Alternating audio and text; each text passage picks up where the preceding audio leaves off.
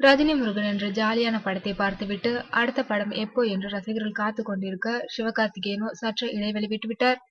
இப்போது அவர் நடித்து வரும் ரெமோ இதுவரை அவர் நடித்ததிலேயே பெரிய பட்ஜெட் படமா. பி.சி. ஸ்ரீராம் போன்ற பெரிய டெக்னீஷியனை வைத்து வேறு ரேஞ்சில் தயாரித்துக் கொண்டிருக்கிறார் புதிதாக ஆரம்பிக்கப்பட்ட 24AM ஸ்டுடியோஸ் மூலம். இந்த படத்தில் சிவகார்த்திகேயனின் தோற்றத்தை வடிவமைத்தவர் சீன் ஃபுட்ஸ். ஐ படத்தில் விக்ரமின் தோற்றத்தை வடிவமைத்தவர். அதிக இடைவெளி இருந்தால் ரசிகர்கள் மறந்து போய்விடுவார்கள் என்பதால் படத்தின் ஒற்றை பாடலை விரைவில் வெளியிட முடிவு செய்துள்ளாராம் தயாரிப்பாளர் ஆர்.டி. ராஜா. இந்த படத்தில் சிவகார்த்திகேயனுக்கு ஜோடி கீர்த்தி சுரேஷ்.